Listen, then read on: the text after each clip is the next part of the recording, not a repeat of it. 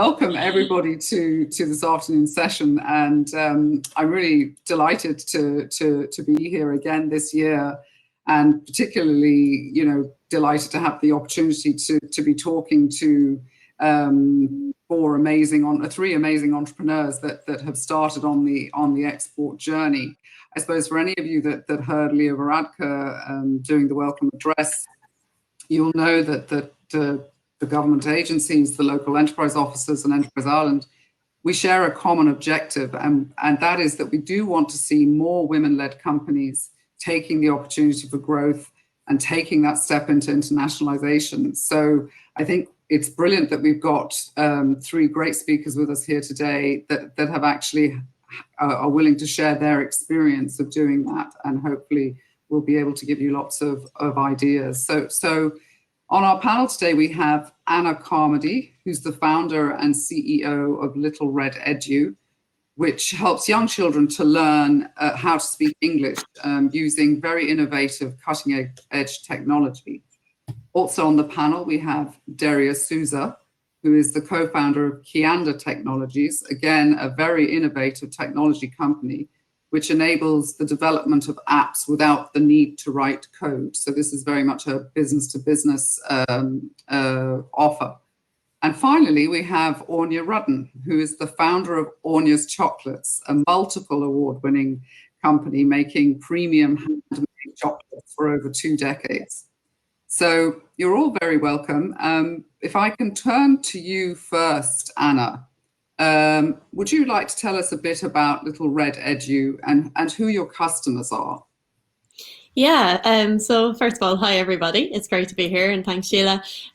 So Little Red Edu has developed a platform for 3 to 6-year-olds to learn and speak English as a second language. And our customers are primarily 3 to 6-year-olds in preschools in Asia. So Asia is actually our primary market.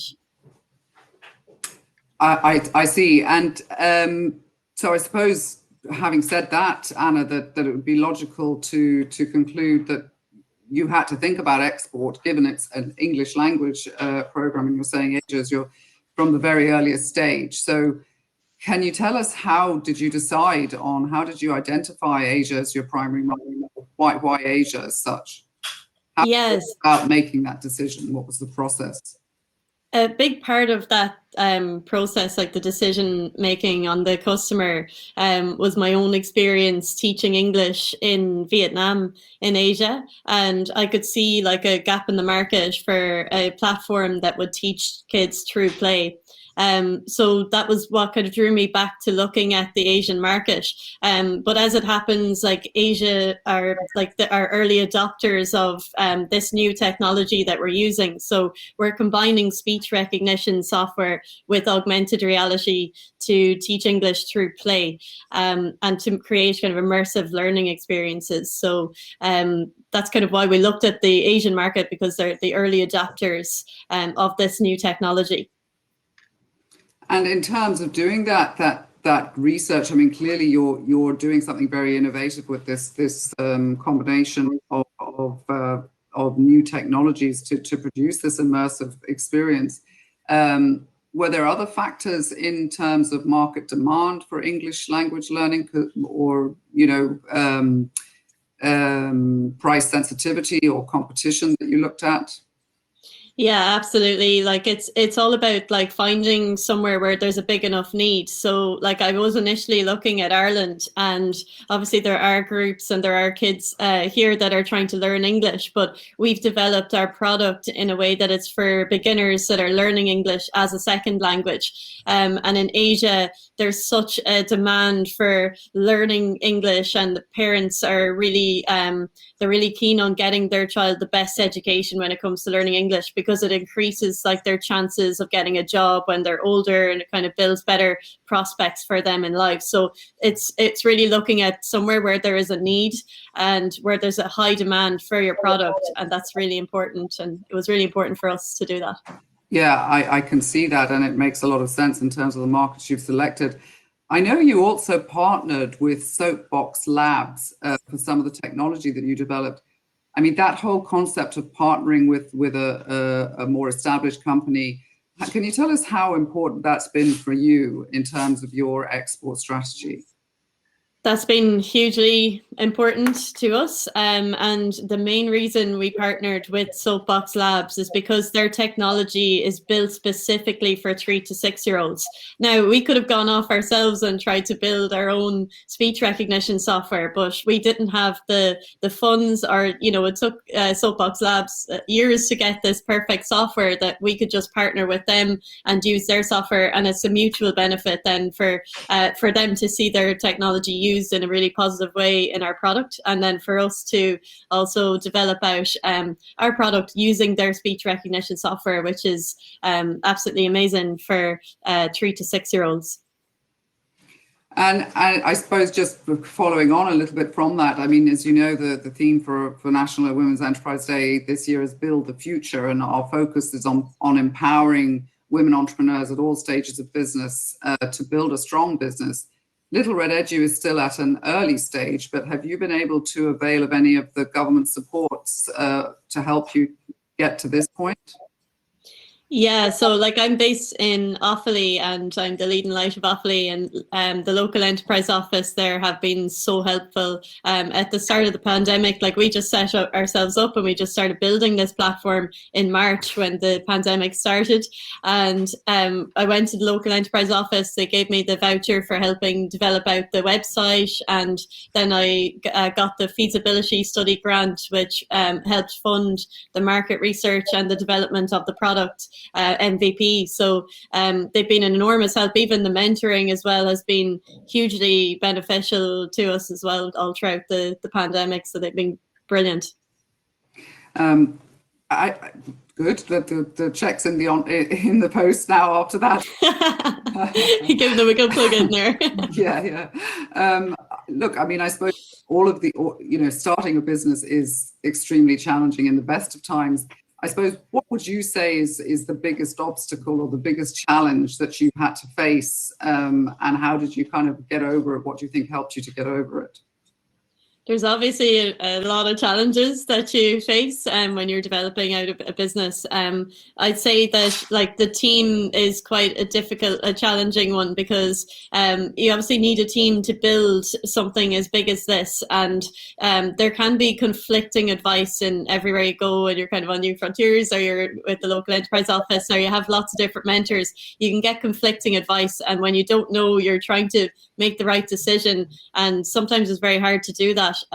So with team, I would say that's been the most challenging thing, because obviously your team is the most important part to getting the business up and running, getting everything working. And just on that, I mean, I'm curious, because obviously Soapbox Lab was founded and is led by a fantastic woman entrepreneur, Patricia Scanlon. I mean, was it helpful to be partnering with them from that perspective as well? Were you able to kind of get a bit of advice from Patricia? Like absolutely, like she was so helpful. I had a call with her and she was very, very good and gave me some brilliant advice. But also for me, it was like looking up to somebody else, another female entrepreneur that's done this already. It gave me hope that I can do it as well.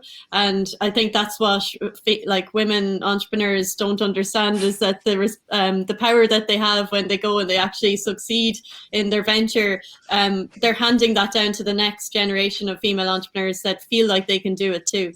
Definitely Patricia Scanlon was one of those people for me. Yeah, she's a fantastic role model, and that's a really nice thing to hear. So thanks very much, Anna. So Derya, if I can turn to you now, you're also operating in the world of technology, but obviously in a very different market. So could you tell us a bit about how you came up with the business concept and how you identified the sort of the sweet spot customer for your offer? Thank you so much, Sheelagh.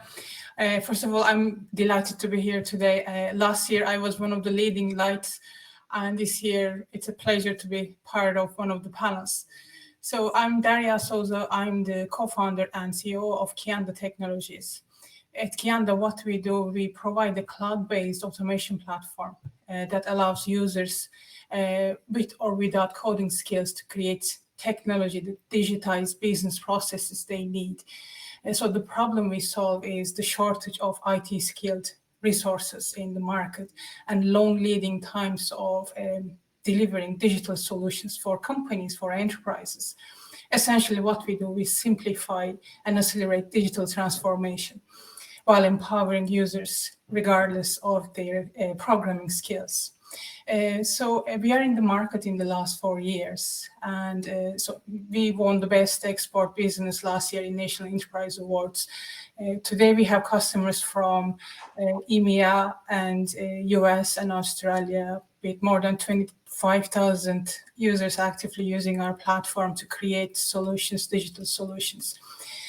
When we just before we actually officially launched our product, we researched the market and we were looking what would be the best market for us to go in. But from the beginning, we always had this idea that our product is not a local product. So we are not solving a local problem, we are solving a global problem. And as of course we provide technology, it's in the cloud, it's available for any business from anywhere in the world to go in and start using the platform. So we always looked at it as a global problem that we are solving, and with the vision of becoming a globally known brand. And when we were looking at the early days, of course, it's those days we didn't really, in fairness, care where the customer was that we were going to work with initially. For us, what was more important is, do they have a need, and can we help them to solve that problem, to prove the market fit, to prove the product viability. And so what we did, we looked at our own professional network and tried to find a beta customer who would go in and start using the platform, which we did. Our first customer was from Denmark, an airline company who used the platform to automate many different parts of their operations.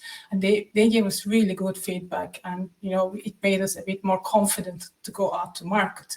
That's how, following that, we launched our product. Yeah, that's fantastic. And there's just so many things that you touched on there in terms of everything from identifying the need first, solving a big problem, having a global focus from the very start of the business. So that was always going to be how you then constructed and designed what you offered and how you offered it. And also just in terms of using your network to identify a beta customer, that because my next question really is I suppose, okay, you use your network to identify the beta customer, but in terms of winning new business now, given that you've got this global reach, how are you going about that? How do you get in front of customers?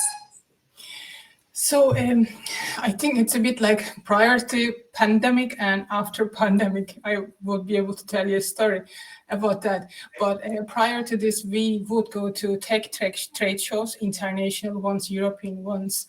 And that's how we got our first couple of customers from Portugal, from Belgium. Then, of course, from Ireland, we won other customers from Ireland in different industries. So that all helped. What we did, we always kept ourselves, our online presence as strong as possible from the beginning, and made ourselves available in app stores that people would go in and buy products. Or sometimes comparing software platforms are really useful for something like what we do. Since COVID, of course, we couldn't go to any more events to shake hands, because when we are especially dealing with enterprise customers, shaking hands, meeting them face-to-face are really important. But then we focus on our online presence as a must-have, and making sure that we optimize our website from search engine point of view, that we are at the top when people are searching the keywords we want them to be searching and finding us. And eventually we got customers from US and Australia. They found us online, which showed us really good light down the tunnel, that we can go out to these markets. It kind of helped us to reach the different markets, not just Europe. Initially, we did our research, and our market was somewhere more than 20 billion globally. And European market would have been 15% of it. So we focused on European market, being easier to approach for us, and we had to travel, so it would have been easier for us to travel. But then since in the last 20 months, it's a bit, there's no limits for us. So we are talking to companies from Middle East, they're in need, from India, they're in need for a solution like ours. Of course, we welcome them, we approach to help them, but we still try to keep our target to be European, and currently we are targeting US markets because we're getting a lot of traffic from those markets, and we know now it's a lot easier for us to start conversations with these organizations that are in the US. Yeah, look, I think again, fascinating to hear how I suppose in terms of how the pandemic has changed the approach that you've taken to marketing, but how that has actually been a positive insofar as really opening you up to be able to deal with a lot more inbound inquiries as a result of it, and utilizing the digitalization for that. When we were talking earlier, last week, in fact, you know, again, just going back to the fact that you're targeting these very, you know, global customers, you mentioned that having ISO standards in place was really important to get Kianda Technologies, you know, in front of these types of companies to win that kind of business. So from your experience, you know, and again, that global focus that you talked about having from the outset, how important is it for businesses to make sure they've got those kind of, you know, systems in place from an early stage? Absolutely, it's really important. I think, especially having ISO certification accreditations that are globally recognized are really good way to start a conversation. Especially, I think we are all worried about nowadays with the information security, how secure the platform we are providing is. This would have been the first questions we get, no matter where the customer is, when we are dealing with organizations, whether they are small or big.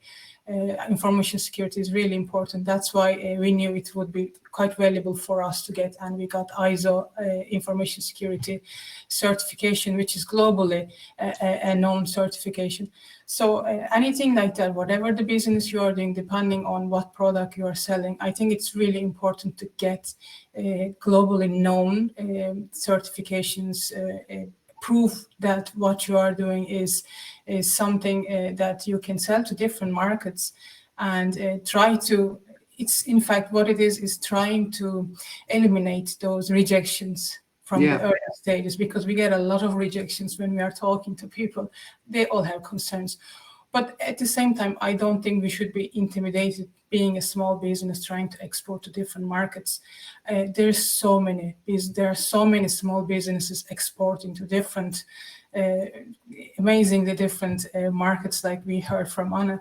I think there's a lot of world of opportunities available for us. So we shouldn't be just looking for local, but at the same time, many of you, when you're starting your business, you will hear from people saying that start local and make sure you have everything in place, and then go start exporting. Absolutely, I totally agree with this. What we do is a bit different. We provide technology, it's in the cloud, we can reach to anywhere. But for anyone starting, I think it's important to have the business processes in place. So your business needs to be scalable. You need to have these business processes in place before you go look for export markets. Some kind of an export plan you might even have, and researching the competition in these markets are crucial. So what kind of pricing they have, what is your unique selling point compared to those competitors on those markets. So having the business ready, prepared, and scalable in some level at least before looking for export markets, I think are really important. Yeah, no, I that's really great advice, Derya. Thank you so much. I might come back to you in a moment just on the supports, but I think I'll just go to Aine now.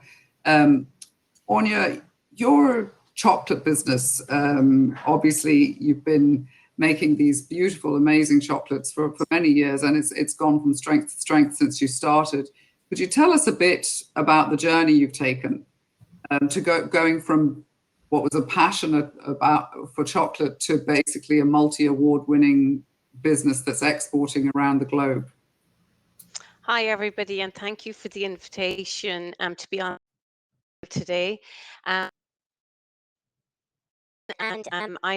founder of Aine Handmade Chocolates. We have our full on-site facility based in County Cavan. When we business originally, we would have been producing very, very premium corporate items. I suppose specialised, as I'm a master chocolatier. And I suppose we got more into retail when we started to get a little bit bigger, and we developed new products for retail. But I suppose the recession started many years ago, and then we had to look at exporting our products, look at new markets for our products. But we had to, I suppose, first of all, was to develop the products suitable for those markets that we had chose. The way that we started to export business was we started to do shows through ISM in Germany, Cologne, and we also did a specialty fine food show. They had buyers from all over the world to that. We exhibited at those with our products, and we had different learning from those. And also we would have done different marketplace with Board B as well.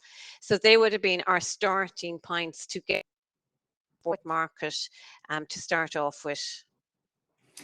Yeah, that's really interesting, Aine. And I think you mentioned that you did some research and when you first started looking at the export markets. So I mean, what were the sort of the key things that you needed to find out before deciding on a new market? Well, first of all, we needed to see was our product suitable for that market, because in the food, I suppose, and for us, it was a product, a chocolate product, where we had 20 different variants, and maybe only 5 of those might have been suitable. Example, UAE liked dark chocolate, so our dark chocolate bars were more popular than our milk variants. We also, because we're a small company, we were competing with major brands, and we had to be as good as the major brands. So we had to have our accreditations. So we have global standards. We follow our procedures and processes in our factory the same, and their standards are globally recognized.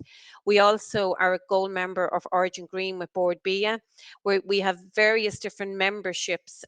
So we have memberships through Rainforest Alliance, we have memberships with CDEX. So we had all these accreditations. So when we went and met our consumer, we were, I suppose, as good as the huger brand category.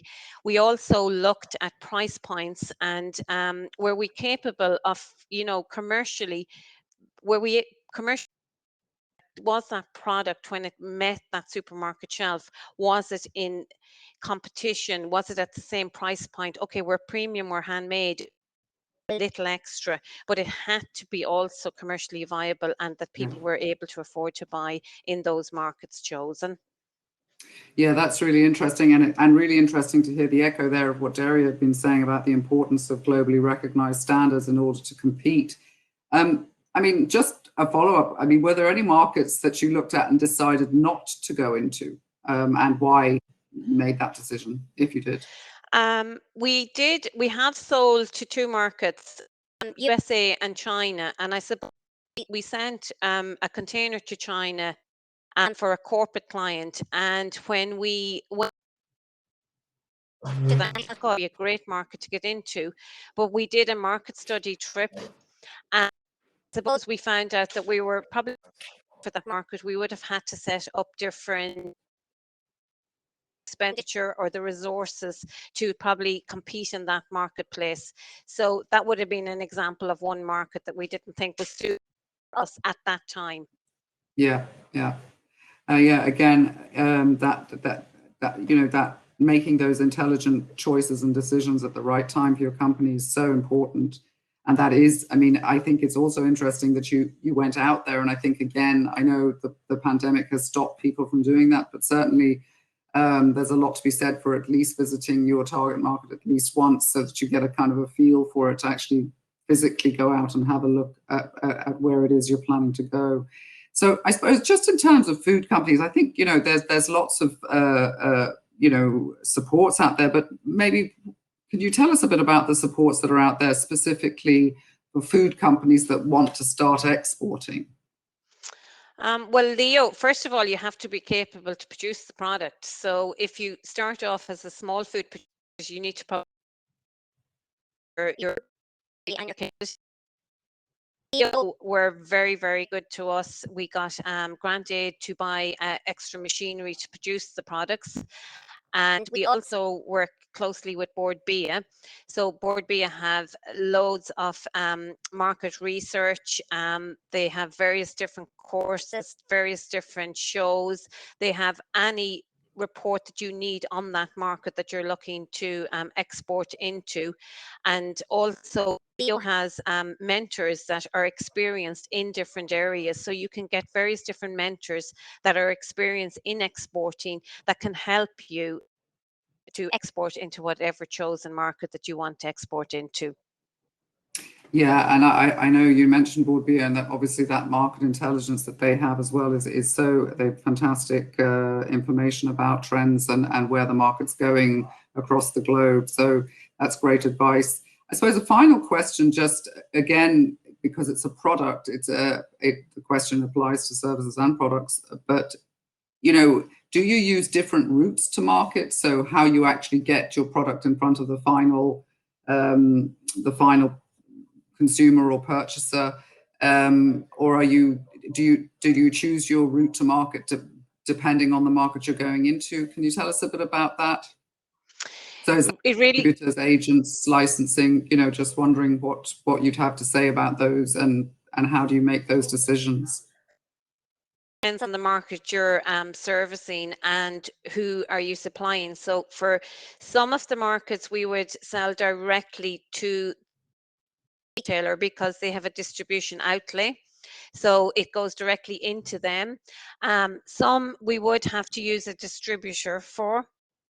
That's a different market. So it really depends on where you're selling to or whom you're selling to.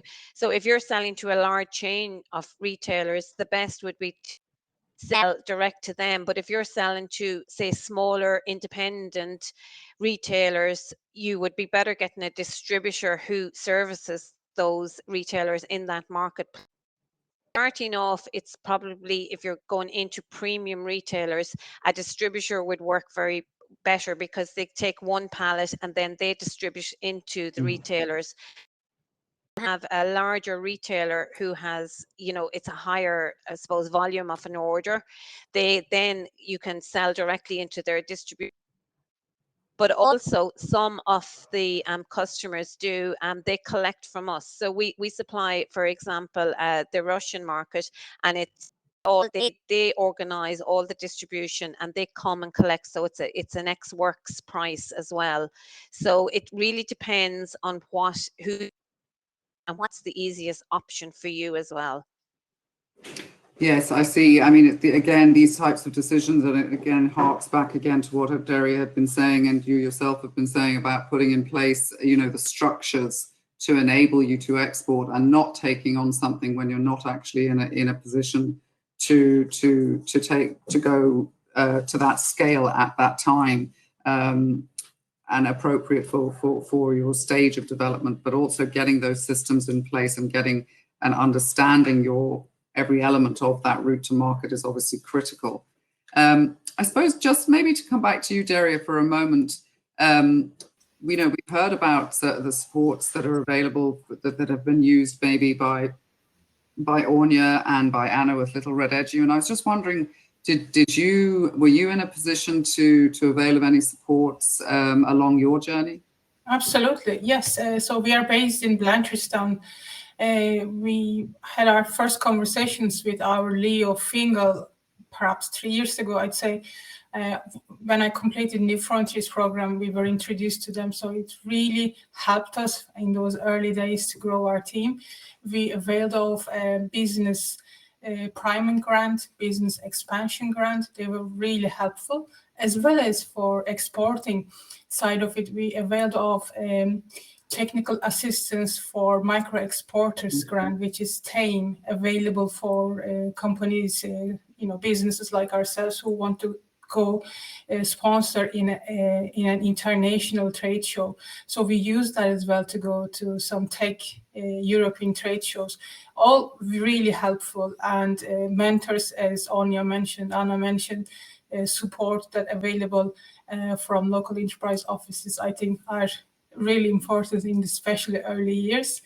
And now Enterprise Ireland as well has offices in many different parts of the world. So, and we were looking prior to COVID to organize an event and get some support from Enterprise Ireland, but that's planned for next year when we can do face-to-face events. We would like to avail of the support available from Enterprise Ireland, from their international offices and teams that are working in these regions. Yeah, absolutely, and that is obviously something that having that network of overseas offices is again back to what Aine had mentioned about needing to actually go out to the marketplace and understand it, having that local contact and Enterprise Ireland contact there that's there to help you understand the market better is really, really important. I just wanted to mention, I don't see any questions popping up in the chat, but if anybody in the audience has a question for one of our panel members, please type in your question and say who you'd like to ask. But in the meantime, I might just go back to you, Anna, and in terms of your experience so far with Little Red Edu, what would your top piece of advice be to anyone in the audience that's thinking of starting to export? My advice would be, like, I think that we sometimes have this mindset that, like, in Ireland a little bit, that we're like, if you tell someone I'm thinking about exporting to Asia, for example, I had so many people telling me you're crazy, like you're like start here, or so I can understand maybe starting small, but I'd also say, like, don't be so fearful of it. Like, look at the markets and talk to people in those markets. Like, go on LinkedIn and network with potential customers in that area. Like, I found a potential large preschool chain in China that I'd been talking to that was very interested in beta trialing the product just through LinkedIn, and just not being fearful and going and talking to those people, because you learn a lot by just going out and doing it.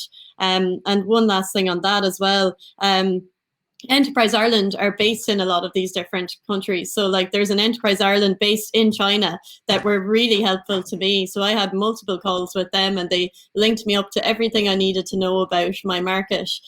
So that's something that's maybe overlooked as well. Look for Enterprise Ireland based in those markets that you're thinking of going into, and have a chat with them. They're very open and very helpful.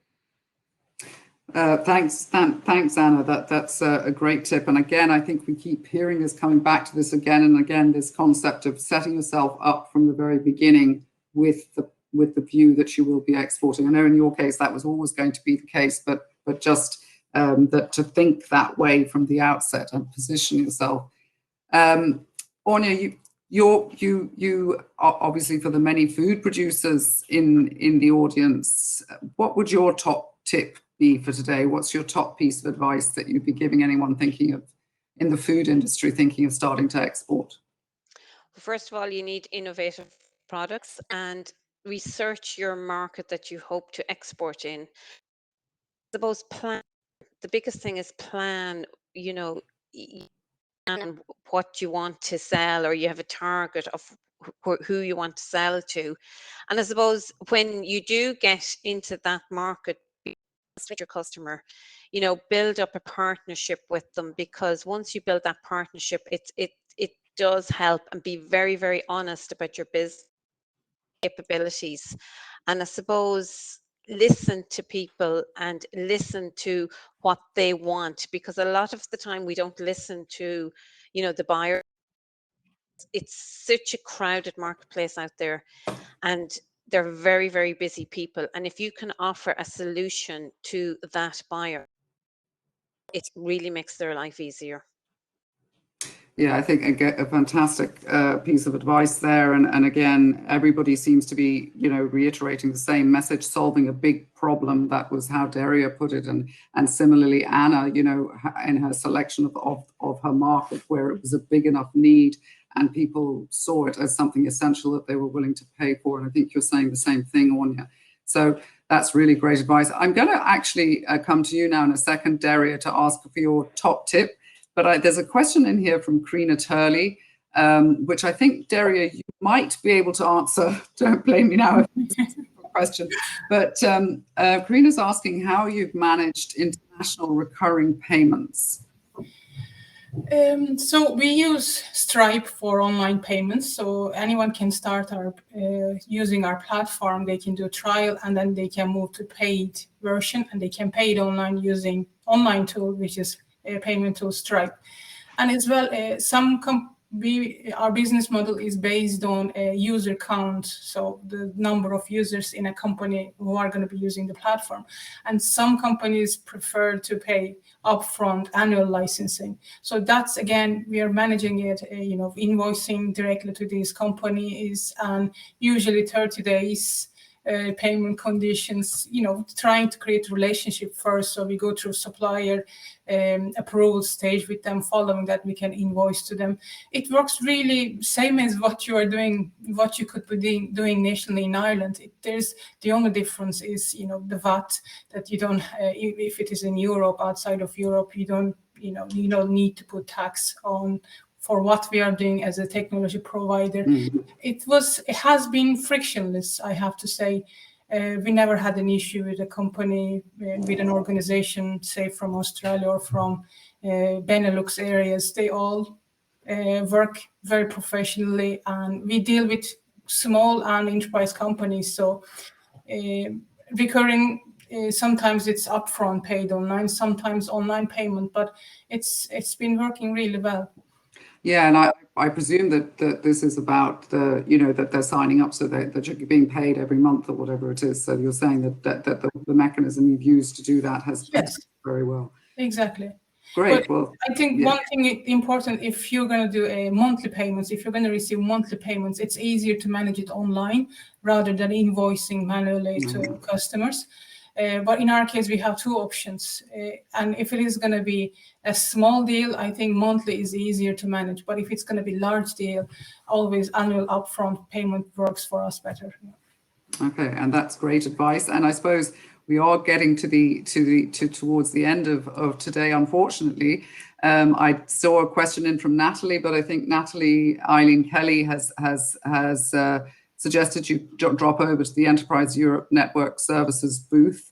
That's just something for everybody else here as well. It's quite a useful thing to do, useful support the Enterprise Europe Network for anybody that is looking for connections into suppliers, buyers, distributors, and so on. But I'm going to give the last word to you, Derya. And so to close us off today and send us off on our way, what would your top piece, your one big piece of advice to people thinking of the people in the audience thinking of starting to export or already starting that journey of export? Yeah, I will mimic a bit what Aine and Aine is saying. But first of all, I think there is a world of opportunities in export markets, new opportunities, new customers, new challenges. So I would advise anyone to think big and dream big. And don't be intimidated because you're a small business. You cannot, go to export markets. You can. There are many of us doing this. And of course, do your research, increase your knowledge about these markets, do your research on competition in these markets. And knowledge, I think, is the key before we go out, try to these export markets. And talking to people, creating the network and getting the support that's available from government, leveraging all these supports that are available are going to help you have a really solid path to go to export markets. Oh, thank you very much, Derya, for that. Unfortunately, our time is up. Rachel, I see a question in there around VAT, but if I could suggest perhaps that you have a chat with your local enterprise office, and I think they would be able to help you explore that. Unfortunately, our time is up. My thanks, huge thanks to our amazing panel, and of course to everybody in the audience. And just a reminder for the audience that the lunchtime Energizer session with Jerry Duffy is about to start, and that the afternoon session of National Women's Enterprise Day will recommence on the main stage at 2 p.m. So thanks again, everybody. I really enjoyed this morning. Thank you so much or afternoon. Yeah, thank you so much for taking the time to be here today and to share your valuable insights and experience, which I'm sure the audience will have found extremely helpful, and I've certainly learned a lot today. So thank you.